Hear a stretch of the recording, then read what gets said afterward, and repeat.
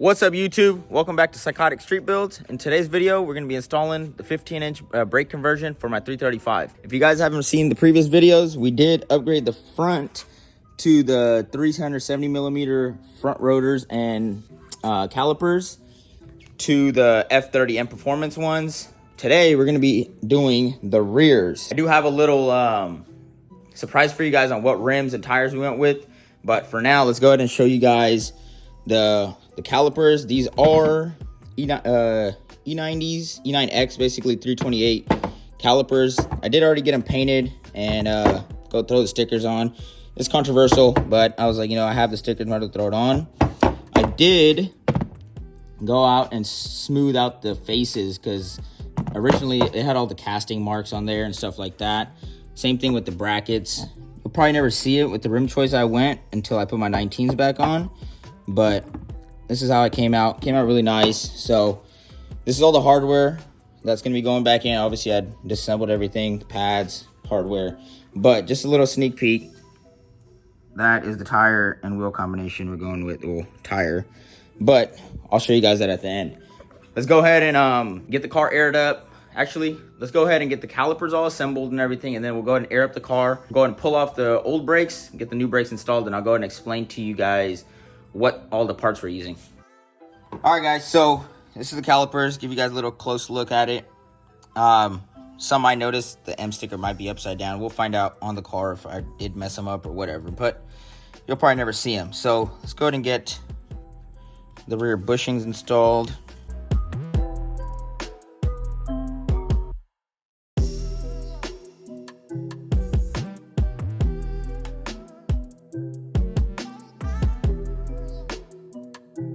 You want to grease all your slides, guys. Oh. Obviously, guys, the dog's got to be with us. Hi, Diesel.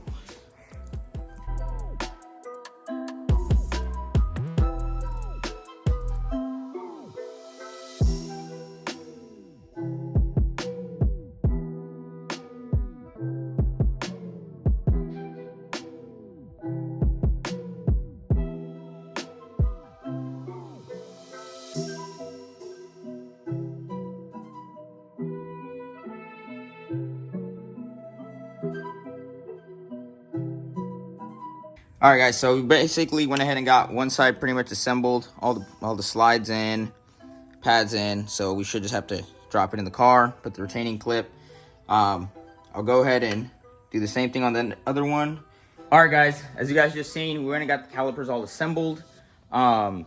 This is just a recap on what calipers and rotors and stuff we're using. This is an E9X 328, 325 rear caliper.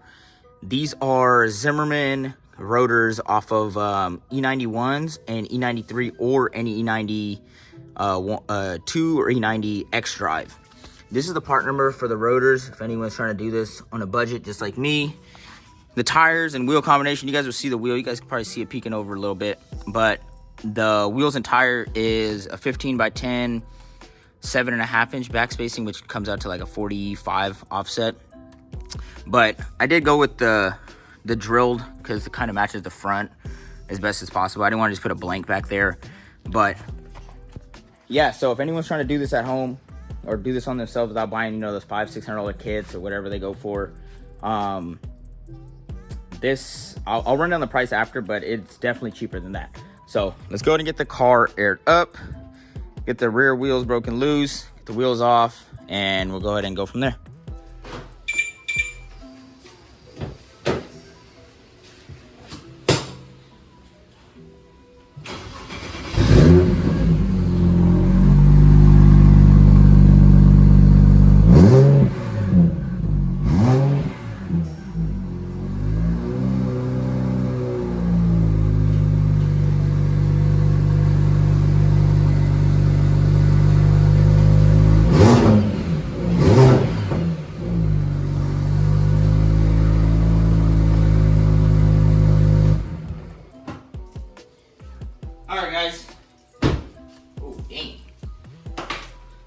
Alright, let's get the wheels broken loose, and let's get this old factory pads and rotors out.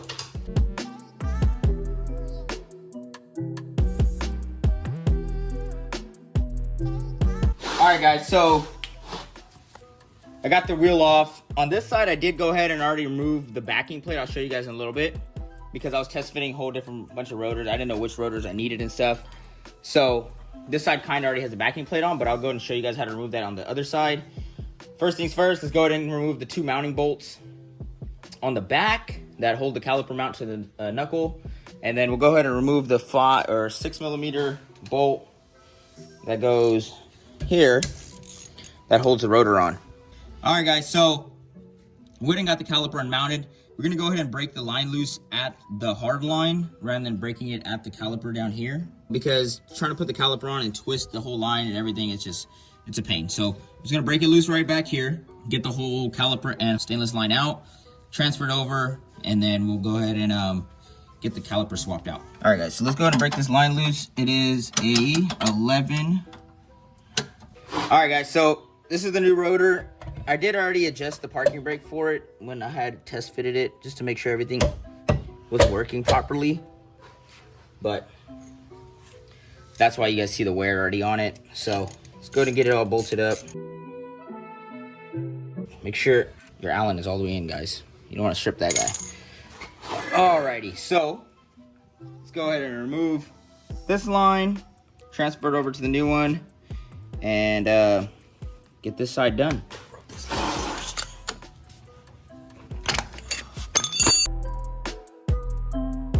With the old, if anyone wants these, let me know. I did grind them down to clear my 17s, but they should be perfectly fine.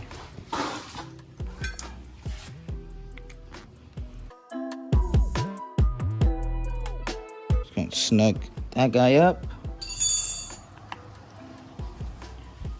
and get it mounted in. I do know some people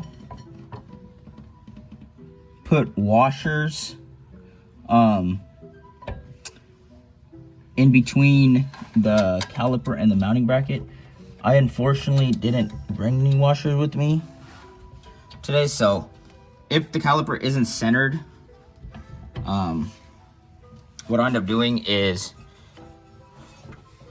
when I do the new pads, because I'm waiting on pads for that's why I use the old ones for now. What I'll do is pull off the bolts, put the pads in it, and then end up just putting the shims in, or the spacers or the washers. I'm gonna get these snugged up. We're going to get that bottom one tightened up now.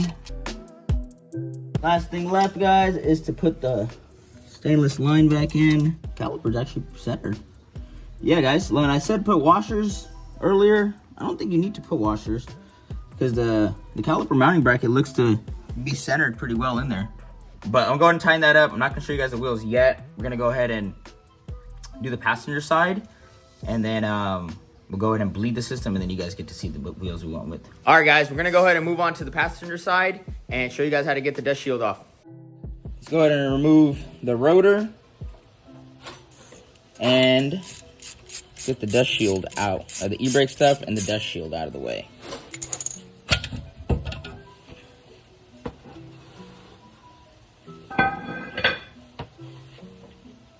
So, I believe, yeah, these are the 5mm Allens. Pop that guy on that side. There's one on the back side. And so, I'm going to show you guys. There's one 10mm right there.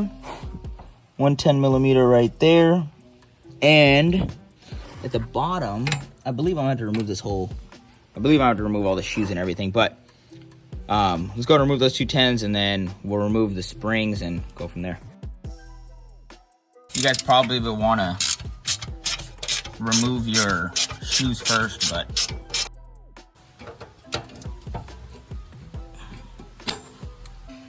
we got the top spring off. Let's go ahead and, I did go ahead and mount the e-brake back on because probably was moving a little too fast there. So what you can do is pop that out, save that guy, and then down here is the same thing. I probably should have took this one out too, but So that's the 16 or 18 you're gonna be removing. So let's go ahead and right there, remove that. And there is 2 of them, I believe. It's easiest just to grab a wrench, break them loose. Make sure you guys don't cut yourself on stuff like this, you know what I mean? Breaking these bolts loose and stuff. So let me go ahead and get this all removed. Alrighty, we got the 2 bottom mounting bolts out. This guy. So what we're gonna do is actually snip right over here somewhere. And we'll probably just end up folding it out. I believe.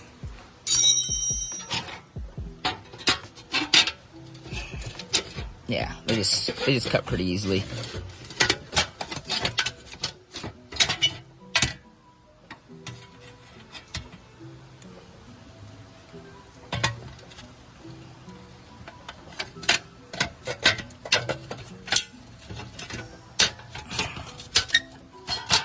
You don't want to damage this one, guys, because this is the one that actually holds all the e-brake stuff. So avoid bending, damaging that front one.